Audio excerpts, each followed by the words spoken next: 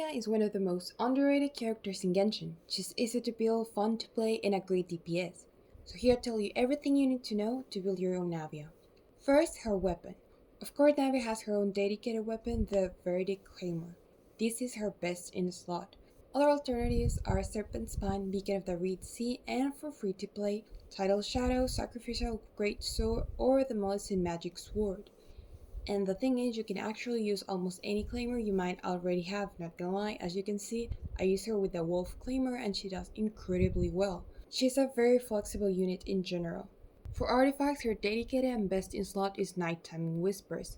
However, she still does high damage with other artifact sets. You could use Golden Troop and Marchal the Hunter if you use Furina. Personally, if you don't want to farm, I recommend mixing 2-piece set from Golden Troop, Archaic Petra, and any attack 2-piece set. That way you may already have some good pieces and there is no need to farm. It's also a lot easier to get good substats. Talking about stats, for your timepiece you should aim for attack, for your cup geo damage bonus, and for your headpiece crit rate or damage. For subsets, I recommend at least getting to 115 energy recharge. Even though her boss is low cost, this way you can have it ready every rotation. For her talents, without a doubt, her most important one is her elemental skill.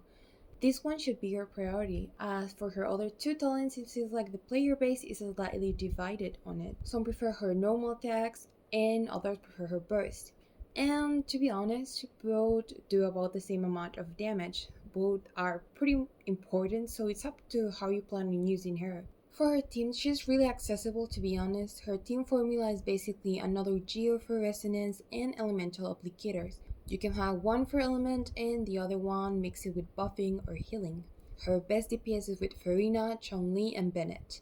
You basically go Zhongli, Furina, Navia, Bennett, Navia. Solidify! This is order! Shower me with praise! Let the world come alive! Fire! Well, with fun. Teamwork is dreamwork! Hey there! Hey there! More free-to-play team will be Ninnguang, Xiangling, and Bennett.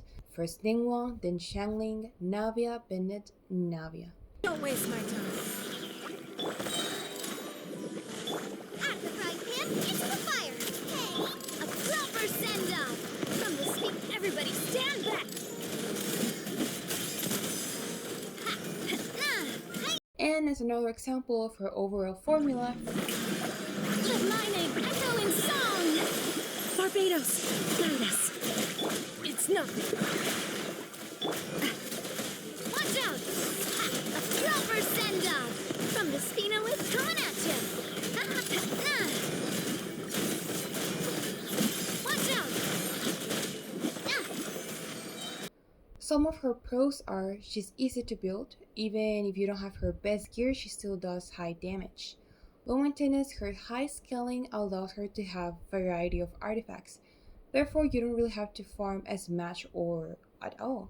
A straightforward gameplay. This is the reason I say she's the best unit for beginners. Her gameplay is very easy to get the hang out of, and her team formula is very accessible. And on top of that, she does high damage, so you don't have to deal with any tricky gameplay. And on the other hand, her cons are, even though she does high damage, you won't get the highest DPS in the game, due to her overall mechanic of not having access to elemental reactions other than Crystallize. And Geo isn't usually part of the meta, but these reasons aren't so bad, to be quite honest.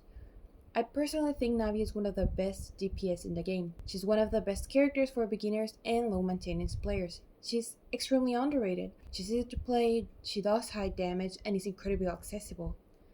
Now I hope this video was helpful and thank you so much for watching.